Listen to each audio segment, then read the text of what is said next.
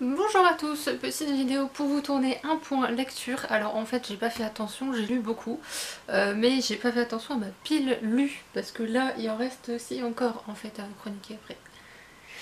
Donc là il va y avoir 6 livres exceptionnellement, beaucoup de lectures communes en fait que j'ai faites. Ouais, il y en a quand même moitié lecture commune et moitié autre en fait. Donc, on va commencer avec La forme de l'eau de Guillermo del Toro et Daniel Cross aux éditions Brajlon. La couverture est magnifique, je pense que vous avez tous entendu parler de ce livre et surtout du film. Je pense que le film doit être très beau, esthétiquement parlant, mais apparemment il suit vraiment l'histoire du livre. Enfin, il y a une amie qui l'a vu, on a comparé un peu ce qu'elle a vu, ce que moi j'ai lu. Apparemment c'est vraiment dans la même lignée. Et alors, pour faire un petit résumé, on suit Elisa, si je me souviens bien. Oui, parce qu'il n'y a pas de résumé au dos, hein, sinon c'est pas drôle. Donc Elisa, une jeune femme qui est muette, qui travaille dans un endroit, je sais plus trop comment ça s'appelle. Et en fait, elle va découvrir qu'ils ont fermé une créature de l'eau, je suppose, donc cette créature-là. Et en fait, elle va s'attacher à cette créature.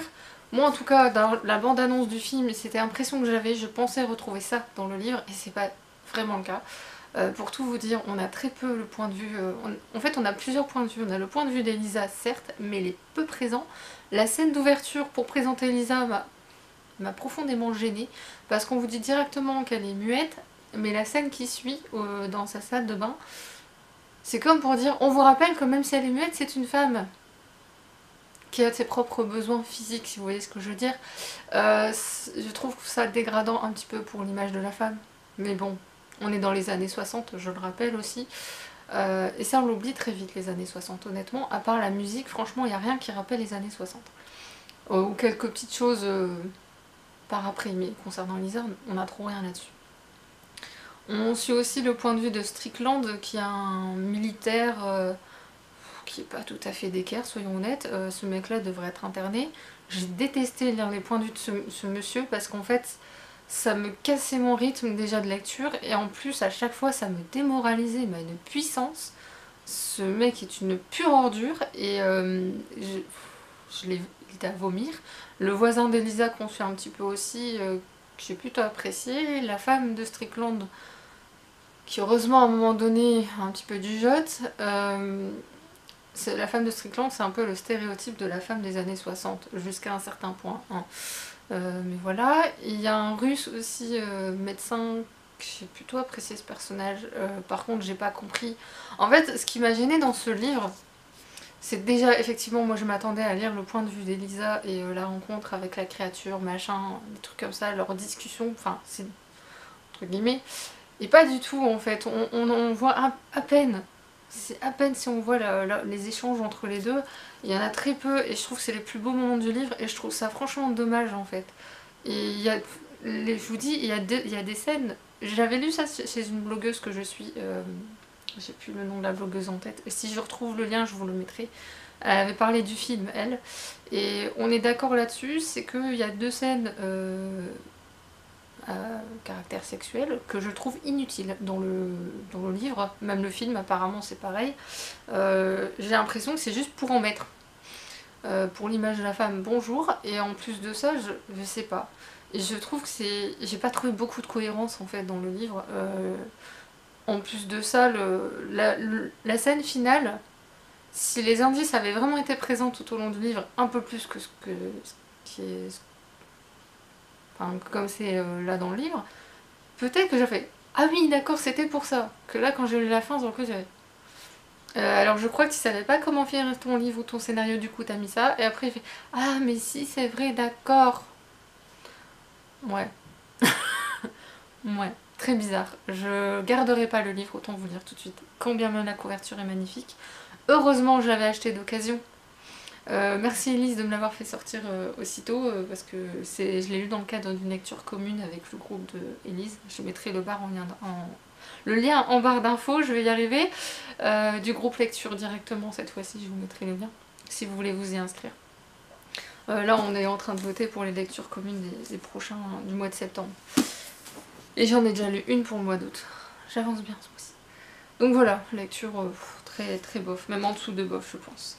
Ensuite, Une braie sous la cendre de Sabah Tahir aux éditions PKJ. J'ai pas encore écrit la chronique, il faut que je la fasse. Au moment où je tourne la vidéo, parce que j'ai beaucoup d'avance en vidéo. Là où je tourne, je pense que vous l'aurez dans un mois à peu près la vidéo. À peu près, il faut que je monte la précédente. Alors ici, comment je vais vous parler de ce livre, parce que je n'en sais absolument rien. On suit donc Laïa, une jeune fille, son frère, elle vit chez son frère et ses grands-parents. Ses grands-parents vont être tués, son frère va être emprisonné et Laïa va vouloir partir à la recherche de son frère. Mais pour ça, il faut qu'elle aille voir la résistance qui est mise en place parce qu'on est dans une dystopie. Donc elle fait partie des littéraires, je crois, je sais plus comment ils appellent ça. J'ai oublié. Ouais, je sais plus si les littéraires, enfin les intellectuels, quelque chose comme ça, enfin vous voyez ce que je veux dire. Et la résistance va lui dire d'accord, tu seras une esclave, tu vas être notre espionne au sein de Blacklist, c'est comme une armée en fait, c'est le même principe qu'une armée. Et elle va être l'esclave de la commandante. Le truc c'est que la commandante est du genre extrêmement violente, donc ses chances de survivre là-bas sont très minces. Et qu'elle va faire également la connaissance du fils de la commandante, Elias. Ouais. Et alors ce livre-là, j'en attendais quand même beaucoup, hein, parce que de ce que j'avais lu comme chronique à l'époque, au moment où il était sorti, je ne me souviens plus de la date exacte, mais moi il m'avait beaucoup intriguée. J'avais acheté le tome 1, je me suis empêchée d'acheter la suite en me disant mais si ça tombe, tu vas payer. Ah 2015 quand même.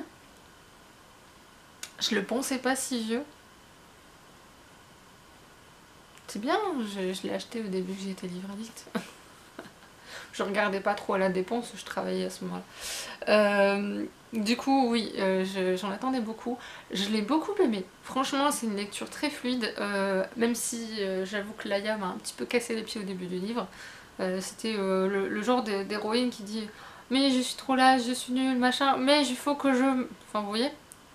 Ce qui est bien, c'est qu'elle lutte un peu contre son caractère, qu'elle manque profondément de confiance en elle, et ça m'a un peu cassé les pieds parce que je me dis tu ne peux pas te le permettre. Et en même temps, je pourrais me dire, dans la réalité, moi, me concernant, je me serais barrée en courant et j'aurais rien fait d'autre. Voilà. Elle prend quand même sur elle, elle prend confiance en elle au bout au fil des pages. Elias, je l'ai beaucoup apprécié, ce personnage. Je sais pas, je trouve qu'il a quelque chose de très intéressant. Alors après lui, j'ai vu qu'il y en avait... Certains avaient dit que ce livre-là, il se lisait bien, mais c'était pas non plus... Je pense que le personnage de Laïa, effectivement, fait que le livre ne monte pas assez, en fait. Je pense que la suite, par contre, ça pourrait monter en grade, j'espère. Par contre, je sens à plein nez, mais à plein nez, je crois que ça a déjà commencé d'ailleurs, le triangle amoureux, le fameux triangle amoureux, je crois qu'il est là. Pas encore, mais ça va pas tarder. J'espère pas quand même. Mais je me fais pas trop d'illusions, le triangle amoureux ou young adulte, soyons honnêtes, c'est le classique. Hein. Mais sinon, ouais, elle était franchement super bien. Et les érudits, voilà. Le clan que j'ai cherché, c'est les érudits face aux martiaux.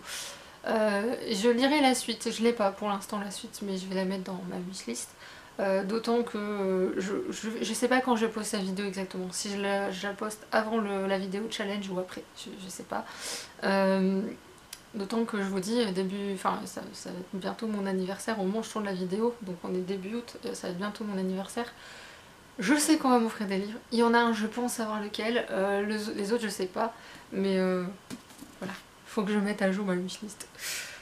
Voilà, donc très bonne lecture, franchement rien à dire. Continuons dans les lectures communes, toujours du même groupe, c'est toujours le même groupe. L'île de l'oubli de Melissa Dela Cruz, le tome 1 de la saga Les Descendants. Alors là j'ai un petit coup de gueule, alors il date ce livre 2015 aussi, c'est l'année 2015 qui sort de la pile à lire. Ouais. C'est pas le plus vieux de la pile à lire encore, hein. C'est pas encore les plus vieux, mais on approche. Hein. Petit coup de gueule parce qu'en fait, déjà quand je vois le prix, je suis étonnée de l'avoir acheté. Aujourd'hui, un livre comme ça, à ce prix-là, je ne l'achèterai pas. D'autant qu'ils ont fait une énorme bourde en termes d'impression. C'est-à-dire que de la page 30 et des chiquettes, je veux dire ça, donc c'est un peu plus loin. Donc de la page 33, si je ne me trompe pas, voilà, à la page 60 quelque chose. 65. Donc tout ça quand même, c'est une redite en fait. ils ont imprimé en double toutes ces pages-là. Donc je me disais bien que le livre me semblait bien épais au vu du nombre de pages. Ceci explique cela. Pour faire simple, on suit les méchants de Disney et leurs enfants dans cette aventure, surtout les enfants. J'ai bien aimé parce que du coup ça change dans l'esprit d'habitude on suit souvent les gentils de Disney, pour une fois on suit les méchants. Ça casse pas trop patin un canard, soyons honnêtes, hein, ça reste du jeunesse. Mais c'est bien parce qu'on suit plutôt leurs mauvais coups, etc. Et on se dit que finalement les enfants ont bon fond parce que eux n'ont pas pu apprendre à être vraiment mauvais avec la magie, puisque la magie n'existe pas dans l'île de l'oubli en fait. C'est ça, ouais. Et bah ouais, c'était chouette. Et je pense que si j'ai l'occasion de tomber sur la suite, comme ça, voilà, sans chercher vraiment à tomber dessus, je la lirai. Mais disons que, voilà, si je la lis pas, je vais pas en mourir, franchement. Mais c'était chouette quand même. Je sais pas si la série adaptée du roman vaut la peine d'être regardée. Je sais pas. Après, moi je suis pas écran. Il y a déjà 2 séries que j'aimerais bien regarder, mais je suis pas motivée en fait. Parce que c'est l'écran. Ensuite, le prochain est un livre que je devais lire. En fait, je vous explique. Donc c'est le Talisman de Nergal, tome 1 et 2. Donc l'élu de Babylone et le trésor de Salomon de Hervé Gagnon aux éditions Françoisir. Donc c'est des semis intégrales en 3 tomes. Donc là, en fait, j'avais lu le premier tome que je devais lire en fait à la base dans le cadre de mon challenge mystère avec Frozine. Sauf que j'ai eu un livre entre les mains qui correspond à la catégorie plus court à lire et un peu moins lourd à lire. Du coup, ben, j'ai fini le tome 1 et j'ai attendu, et j'ai lu le tome 2 pour mon challenge du mois de juillet, parce que c'était la même chose en fait. Du coup, le tome 1, comme je vous le dis, était assez lourd. En fait, on suit... comment il s'appelle le personnage? Manaïl, voilà. Manaïl à Babylone, il erre dans les rues de Babylone à la recherche de la nourriture. Il a une main palmée. Et en fait, il va être choisi par... j'ai oublié l'histoire. Je vous dis, elle est compliquée l'histoire quand même, je trouve. Je trouve pour du jeunesse, ça, c'est quand même lourd à lire. Grosso modo, il va être choisi par une déesse pour retrouver les 5 fragments du talisman et le détruire, parce que Nergal est le méchant de l'histoire, le dieu méchant, qui veut s'en emparer et j'imagine qu'il veut détruire le monde. Je suppose. Je me souviens plus bien. Donc dans le tome 1, on découvre Manaïl qui va rencontrer Ashura, qui va être qui est un maître potier et qui a un des fragments en fait du talisman, et Ashura va le reconnaître comme l'élu en fait. Du coup, il va le former, il va se passer plein de choses dans le tome 1, mais en fait, moi dans le tome 1, j'ai beaucoup de mal parce qu'on vous présente l'histoire, on vous donne énormément d'informations, il faut suivre, et en plus c'est assez lourd. L'époque de Babylone, donc c'est en 539 avant Jésus-Christ, je connais pas bien. Donc forcément, vous avez tout ça mélangé, ça fait très lourd. Le style est assez lourd aussi quand même, je trouve, pour du jeunesse, hein, je précise, c'est du jeunesse. Par contre, le tome 2 était plus facile à lire, peut-être parce que c'est l'époque des Templiers, donc ça va beaucoup mieux à lire. Je connais un peu l'époque des Templiers, donc forcément c'est un peu mieux. Et d'autant que maintenant que l'histoire est installée, il n'y a plus besoin de nous expliquer de toute façon, trop de choses en fait. On va beaucoup plus vite, c'est beaucoup plus fluide. Donc j'ai lu beaucoup plus facilement. Maintenant, j'avoue que donner ça même à un ado, il est quand même violent. Je trouve qu'il est quand même violent. Il y a quand même des guerres, il y a quand même beaucoup de morts. De la torture un peu gratuite par moment. Ouais. En jeunesse, même young adulte, ça dépend de la personnalité du lecteur, je pense, sincèrement. Mais je lirai la suite parce que je suis quand même très curieuse de savoir comment Manaïl va récupérer les autres fragments. D'autant que Manaïl, en fait, il y a une prophétie dès le début de l'histoire où on vous dit que Manaïl ne va pas forcément toujours être dans le bien. Parce que c'est le bien et le mal, et grosso modo, l'élu ne va jamais être toujours dans le bien, il va pas toujours être dans le mal non plus, il va toujours être entre les deux. Et je trouve ça pas si mal en fait. Mais voilà, j'ai toute la saga dans ma palle, mais je sais pas quand je lirai la suite. Enfin, j'avance dans ma palle aliénale. Pour ceux qui me suivent sur les réseaux sociaux, vous savez que j'en avais à la base 24 à lire. J'en ai lu 3. Et entre temps, il y a des nouveaux auteurs qui sont tombés sur le site. On est passé à 27, sachant qu'il en reste encore 14. Enfin, on attend encore 14 noms. Ou 16 noms, je ne sais plus. Enfin, bref, une dizaine d'auteurs. Donc, soyons honnêtes, j'aurais pas lu tout pour les Aliénables. Et là, en fait, c'est Les Orphelins du Sommeil de Pascaline Nolo aux éditions du Chat Noir. C'est du jeunesse, donc forcément, à caler entre deux lectures, c'est voilà, tranquille. En plus, Pascaline Nolo, j'aime beaucoup son écriture. C'est son deuxième roman jeunesse au sein de la même collection. Je vous avais parlé du précédent que j'avais beaucoup aimé. Celui-là ne déroge pas à la règle, franchement. Et puis, que dire? Ici, on suit Marcus et Joanne qui sont dans un institut qui s'appelle Dormance, qui a pour but de soigner les troubles du sommeil chez les adolescents, voire même des enfants, puisqu'il y en a quand même un. Et en fait, ils ont des cours par rapport à ça pour comprendre leurs troubles du sommeil, ils font des expériences, enfin, bref, il y a plein de trucs. Sauf que un soir, Joanne, en fait, ils ont chacun un trouble du sommeil différent. Joanne est incapable de dormir, Marcus a des... je sais pas comment ça s'appelle. Ouais, il est atteint de paralysie du sommeil.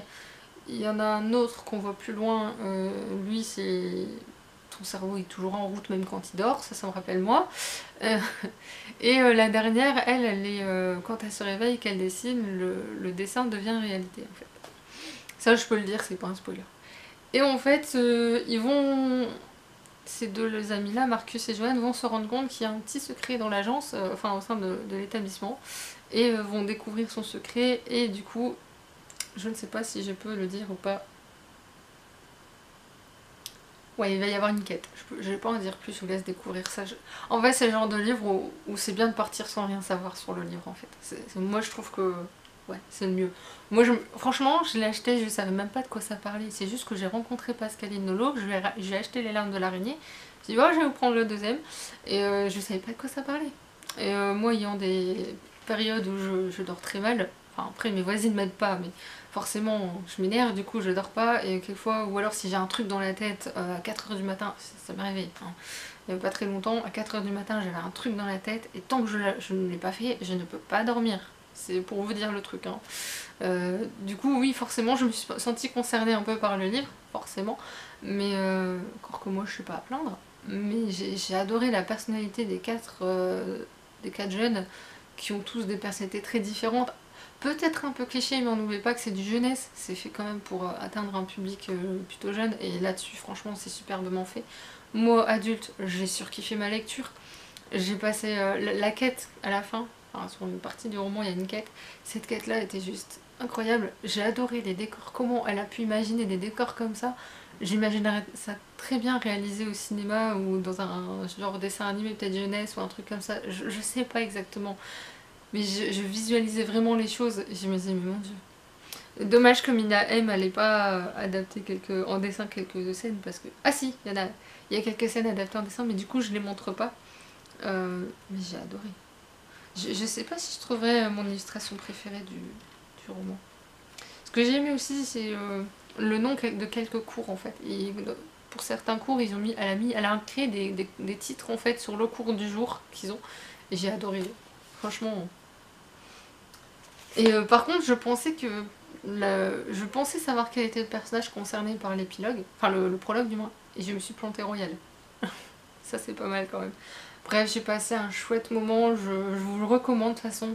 Et Pascaline Nolo, un jour j'essaierai de lire autre chose que du jeunesse la concernant. Je suis sûre que ça peut être sympa, j'en suis convaincue. Bref. Et enfin, alors je vais garder le livre le plus dingue qui soit. J'ai jamais lu un livre comme ça, je le relirai, je le sais. Ceux qui me suivent sur les réseaux sociaux, j'ai mis des citations volontairement. Je voulais en mettre sur l'article blog et j'ai oublié. Mort de Philippe Tessier aux éditions Gléa, très récent dans ma pile à lire, je l'ai acheté au mois de juin, donc c'est vous dire comme il est récent. Et en fait j'avais besoin de me détendre, de lire un truc sans prise de tête, parce que j'étais en train de lire un livre qui demandait beaucoup de concentration, un esprit très analytique, presque scientifique.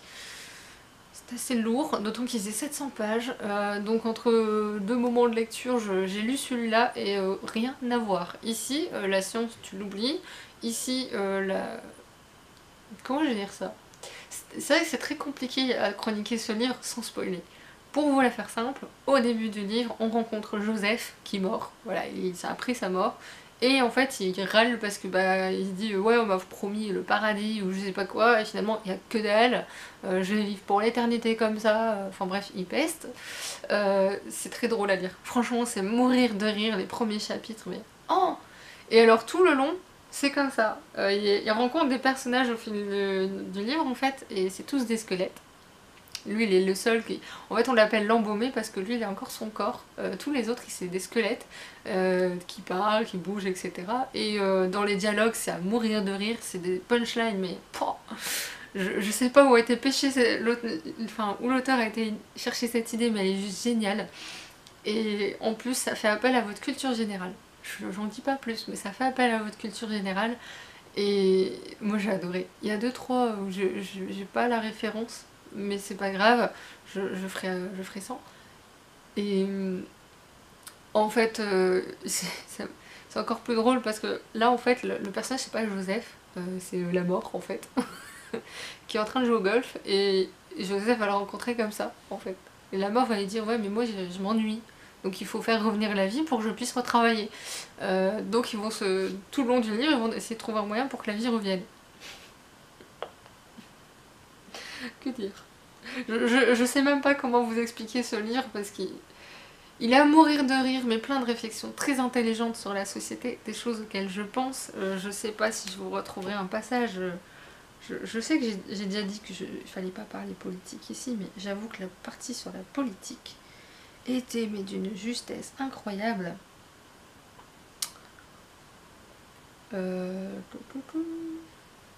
Oui, bah j'ai déjà retrouvé le passage sur la politique. Par exemple, hein, juste pour vous fasciner une idée. On avait l'impression que le concert des nations s'était mué en une vaste cour d'école maternelle peuplée d'enfants trop gâtés et égoïstes se bafouant de privilèges au détriment de l'intérêt commun. Et voilà, on peut continuer, hein, mais leur vision de l'avenir semblait encore plus limitée que celle d'un malade en phase terminale et généralement n'allait pas plus loin que leur code de popularité. Bref, je vous laisse lire la suite. Il n'y a pas que la politique qui s'en prend plein la figure, il y a les réseaux sociaux, il y a le féminisme aussi, un petit peu. Quoique il défend quand même le féminisme. Mais il montre aussi le fait que le féminisme, c'est bien, mais il ne faut pas en abuser non plus. Tout est avec justesse en fait. C'est ça que j'aime beaucoup. Après, Joseph est lui-même un personnage raté en fait, dans le sens où pour lui sa vie était un gros ratage complet. Par exemple, il critique aussi les jeunes et leur langage SMS, ce genre de trucs. Mais c'est fait avec beaucoup de bienveillance, avec une ironie et un côté mordant, mais juste... Oh, ça va mourir de rire. Moi franchement, ce livre, j'étais là à le lire au début en me disant mais qu'est-ce que je suis en train de lire? Et je riais. Même là, je l'ai lu chez mes parents à un moment donné, j'étais là en train de le lire, je rigolais, mes parents ils me regardaient genre mais elle est en train de péter une durette là. Et ma mère elle commence à lire, elle me dit tu me le prêteras. Pourtant ma mère ne lit pas de romans issus de l'imaginaire, elle en lit pas vraiment, ou peu. Et là pour le coup, qu'elle me demande ça, j'ai été étonnée. Et c'est là où je me dis que cet auteur a réussi un coup de force quand même. De mélanger l'aspect contemporain, réel des choses avec quelque chose, avec de la science-fiction. Tout en parlant de la culture générale, de plein de choses en fait. C'est un roman très court, mais il y a tellement de choses à voir dedans. Pouah, bref, moi j'ai adoré. Je vous le recommande, c'est ma recommandation puissance 1000. Et il est inclassable comme livre. Franchement, quand j'ai dû faire la chronique et le mettre dans une case, j'étais là à dire alors il y a ça comme genre, il y a ça aussi, il y a ça, il y a ça, je le mets dans quoi? Voilà, c'est ce qu'on appelle un roman what the fuck. Il n'y a rien d'autre à dire, je suis désolée, mais il n'y a rien d'autre à dire, il est inclassable. Il casse les codes en fait aussi, c'est ça que j'aime bien. Voilà, donc 6 romans au lieu de 5. J'espère que ça vous a plu. Je vous ferai, si vous voulez que je vous fasse un point aliénal pour vous dire à peu près où j'en suis réellement, enfin pas où j'en suis, mais où ma pile aliénale en est. Je veux bien, dites-le moi. Ou alors je vous ferai ça avant de partir pour les aliénales si j'y vais, parce que c'est pas encore sûr. Sur ce, je vous laisse, je vous souhaite une bonne fin de journée et un bon week-end et à bientôt. Salut!